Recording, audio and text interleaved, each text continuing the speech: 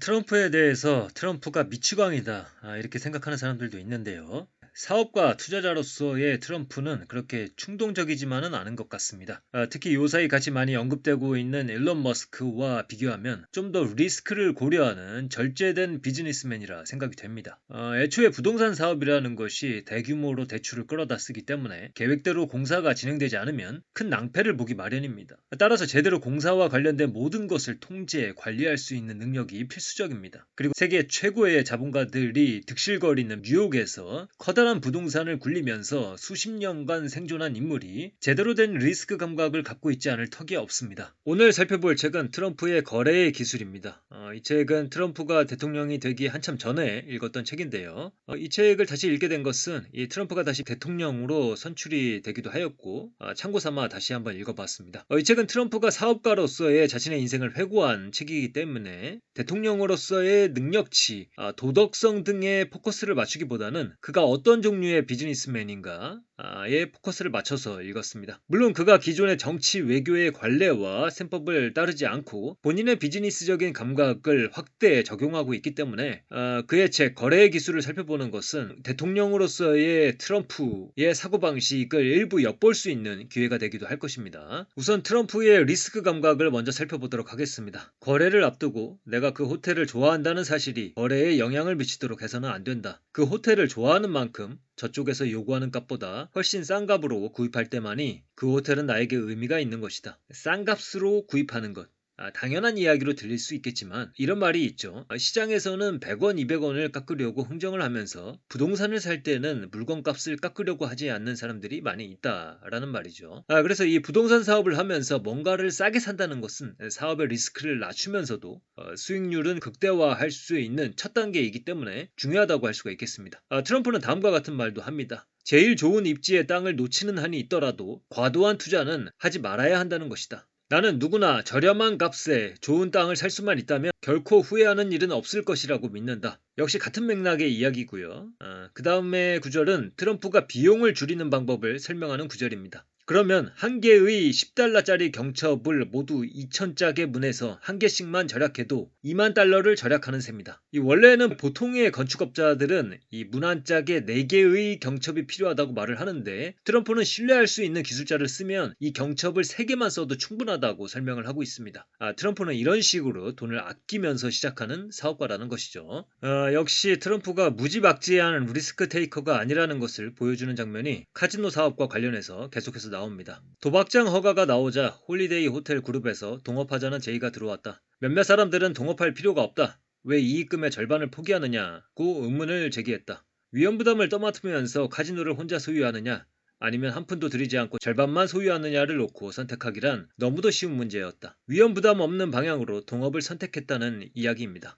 그 다음 구절은 보통 카지노 사업을 하는 사람들은 수익을 빨리 얻고 싶기 때문에 이 카지노 허가를 받기도 전에 공사를 시작한다고 합니다. 그런데 트럼프는 그런 모험을 감수하지 않습니다. 힐턴은 투자에 따른 수익을 가능한 한 빨리 얻고 싶은 욕심에서 카지노 허가를 신청하는 것과 동시에 공사를 착수했다. 나의 경우는 한참 공사를 하는 도중에 카지노 허가 신청이 기각될 것을 우려해 먼저 허가를 받는데 주력했었다. 그 다음에 위험을 극소화시키려고 계속 노력했다. 당면한 투자 규모를 가능한 한 감소시키는 것. 내가 혼자서 짊어진 채무 부담의 굴레에서 벗어나고 싶었다. 모두 같은 맥락의 이야기들이고요. 옆에 사진은 맨하튼 5번가에 위치한 트럼프 타워입니다. 1983년에 트럼프가 지은 이 빌딩은 검은색 유리창, 황금빛의 내부 인테리어, 5층 높이의 인공폭포로 유명하다고 합니다. 그때 당시에 이런 건물을 지었으니 트럼프의 감각이 굉장히 뛰어난 것 같기도 합니다. 뒤에도 나오는 내용인데요. 트럼프는 발목 잡히는 것을 굉장히 싫어합니다. 나는 거래를 다 끝낸 뒤에 발목이 잡히는 불상사를 당하기 싫었다. 예를 들어 나중에 연관공사나 에어컨디셔너 장치에 결함이 발견돼 보수 작업을 해야 할 경우에는 수백만 달러가 우습게 날아갈 수도 있었다. 여우가 빠져나갈 구멍 3개를 미리 만들어 놓는다고 하잖아요.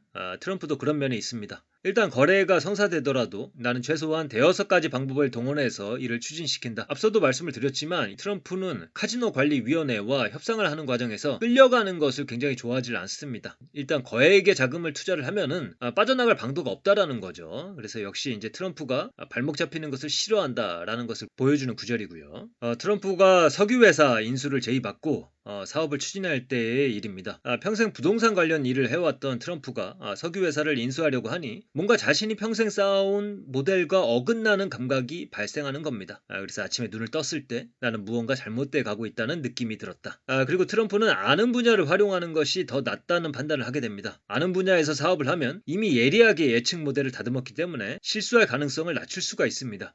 옆에 빌딩은 시카고에 위치한 트럼프 인터내셔널 호텔 앤드 타워입니다. 2009년에 지어진 92층짜리 빌딩입니다. 트럼프가 본인의 입으로 자신의 리스크 관리 감각을 설명하고 있는 구절입니다. 거래를 할 때는 보수적 입장을 가지게 되었다. 즉 항상 최악의 경우를 고려하는 것이다. 어떤 사업가들을 보면은 이 뒤가 없는 사업가들이 있잖아요. 앞만 보고 돌진하는 사람들이 있는데 트럼프를 보면 항상 뒤를 생각하는 그런 사업가라는 것을 알 수가 있습니다. 최악의 경우에 자신의 위기를 벗어나기 위해서 어떠한 방책들이 있을까를 항상 미리 생각하는 사람이라는 것이죠. 그리고 이제 대규모의 부채를 지는 것에 대해서도 부담감을 가지고 있고 그것에서 벗어났을 때 안도감을 느끼는 장면들을 솔직하게 이야기를 하고 있습니다. 그래서 이제 원문을 실제로 보지는 못해서 실제로 어떤 뉘앙스인지 확인하고 싶기도 하지만 전반적으로 봤을 때 그도 보통의 성정을 가진 사람이라는 것을 보여주는 구절들이 언뜻 보입니다. 그 다음에 이 트럼프가 리스크 관리에만 치중했다면 이렇게 세상에 알려지는 사람이 되지는 못했을 것입니다.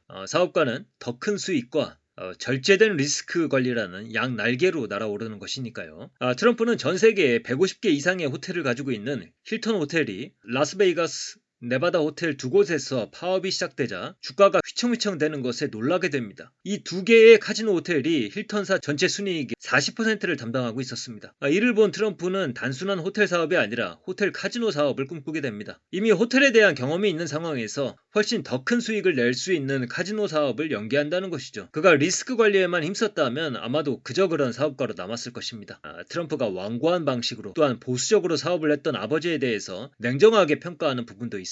아버지와 다르게 이 트럼프는 기존의 상품에 플러스 알파를 시켜서 가치를 뻥튀기 시키는 것을 좋아했습니다. 우리가 마치 음식에다가 약간의 플레이팅만 얹어도 값어치가 훨씬 올라가는 것처럼요. 그의 아버지가 좋은 샌드위치를 정직하게 내놓는 식이라면 트럼프는 그 샌드위치에 보기 좋게 여러 가지 가루도 뿌리고 포장도 멋있게 하는 식으로 가치를 플러스 알파 시키는 그런 방식으로 사업을 하게 됩니다. 그래서 이제 아버지에 대해서도 동전 몇 푼 버는 정도였고 호화스러운 요소도 없었다 라고 표현을 합니다. 그래서 이 석회암, 벽돌이 질비한 건물들 사이에 유리로 된 대형 고층 빌딩을 짓는 것이 트럼프의 타고난 취향이고요. 본인 자체가 엔터테이너적인 기질도 많이 갖고 있고요. 이 오른쪽에 이 건물을 보시면은 이게 이제 뉴욕에 있는 그랜드 하얏트 호텔인데 유리와 스테인리스 스틸로 된 외관이 눈에 띕니다.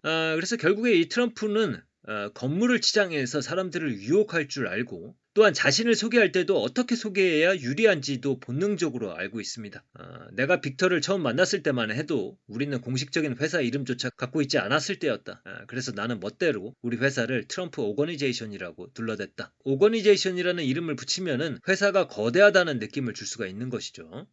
트럼프는 이 광고와 치장의 중요성을 누구보다 잘 알고 있었습니다.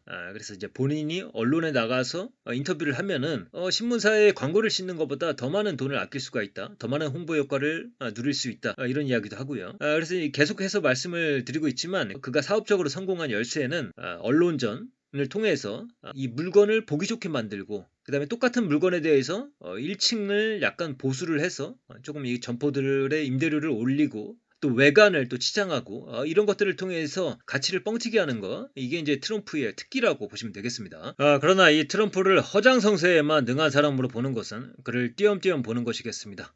그는 또한 이 미국의 자본가들이 기본적으로 갖고 있는 이 투자 대상의 본질 가치를 꿰뚫어보는 능력을 갖고 있었습니다. 그 호텔뿐 아니라 다른 건물들까지도 믿을 수 없을 만큼 초라했다. 1층에는 싸구려 돗대기 시장 같은 상점들이 영업을 하고 있었는데 상점마다 널빤지로 칸막이를 하고 있었으며 입구마다 쓰레기들이 널려 있었다. 그러나 호텔로 다가가면서 내 눈을 사로잡는 전혀 색다른 무엇인가를 발견했다. 그때가 아침 9시경이었는데 코네티컷과 웨스트체스터에서 온 말쑥한 차림의 수천 명에 달하는 통근자들이 그랜드 센트럴 터미널과 지하 전철역에서 쏟아져 나오고 있었던 것이다. 본질 가치 위에서 플러스 알파를 얻는다는 개념이지 아무것도 없는 것을 팔 수는 없는 노릇이죠. 그것은 사기이고 그런 식으로 사업을 했다면 한 번은 성공할지 몰라도 지속적인 성공은 어렵겠습니다. 그리고 트럼프는 최고의 물건을 추구하는 본능을 갖고 있었는데요. 이것은 그가 유별나게 타고난 것 같습니다. 화려한 것을 좋아하는 성격이 사업에도 고스란히 반영이 됩니다. 사진은 라스베가스에 있는 트럼프의 호텔입니다. 2008년에 지어졌고 64층짜리 건물입니다. 그래서 뭐 사업가라면 다 최고의 물건을 좋아하는 것 아니야? 이렇게 생각할 수 있겠지만 그렇지 않은 사업가들도 있죠. 남들이 눈여겨보지 않는 것, 위험한 것, 그런 것들을 통해서 돈을 버는 사람들도 분명히 있거든요. 그러나 이 트럼프의 전략은 그런 것이 아니라는 것이죠. 화려한 것, 치장하는 것, 사람들을 유혹하는 것을 통해서 돈을 번다라는 것이 기본적인 그의 기질이라고 보시면 되겠습니다. 이 본질 가치를 꿰뚫어 볼 수 있는 힘은 부정적인 기운이 팽배할 때 더 빛을 발하는 법입니다. 트럼프 또한 미국의 투자 대가들이 흔히 그러하듯이 역투자의 기질을 갖고 있습니다. 몇 년 동안 계속 호경기로 떠들썩했던 애틀랜틱 시티는 문자 그대로 된소리를 맞은 듯 얼어붙어 버렸다. 새로 카지노를 짓겠다고 말을 꺼내는 사람은 아무도 없었다. 그러나 나의 생각은 이러한 일반적인 견해와는 완전히 달랐다. 최악의 순간에서 때때로 보다 나은 도약을 위한 최선의 기회가 창출된다. 나는 선택의 폭을 가능한 한 넓게 유지하는 것을 좋아한다. 선택의 폭이 넓다는 것은 위험을 져야할 때 탈출할 수 있는 비상구가 많다는 이야기이기도 하고 또한 기회가 왔을 때 수익화할 수 있는 가능성이 여러 개 존재한다는 이야기이기도 합니다. 그래서 제가 계속해서 말씀을 드리지만 이 트럼프는 무지막지한 리스크 테이커가 아니다. 그래서 선택의 자유를 유지하는 것을 좋아한다. 이것을 계속해서 말씀을 드립니다. 나는 많은 선택의 자유를 갖고 있다. 나는 모든 가능성을 열어놓았다. 왜냐하면 내가 전에도 말했듯이 그것이 나 자신을 진정으로 보호하기 위한 유일한 길이기 때문이다. 그래서 이 후자의 나 자신을 진정으로 보호하기 위해서 이 선택의 가능성을 열어놓는다. 이 부분이 중요한 이야기이겠습니다. 그래서 결국에 이 트럼프는 이 무지막지한 인간이 아니다. 이거를 우리가 계속해서 생각할 필요가 있겠습니다. 다음은 이 종합적으로 트럼프의 리스크, 기회에 대한 감각을 집약적으로 보여주는 구절입니다. 일단 기본적으로 좋은 위치의 부동산을 잡고요. 그리고 그 부동산을 싸게 잡는 것이 중요합니다. 그리고 이 임대료를 통해서 구입대금을 충당합니다. 상황이 좋지 않더라도 좋은 위치의 부동산을 샀기 때문에 매매가의 하방 경직성이 있을 것이라고 기대를 하고요. 그 다음에 호텔을 약간 개조하고 1층 점포의 임대료를 올립니다. 또한 이 임대료 상한 규제의 혜택을 받고 있던 임차인들이 나가게 되면 임대료를 올릴 수 있는 가능성이 있다는 것 또한 계산을 하게 됩니다.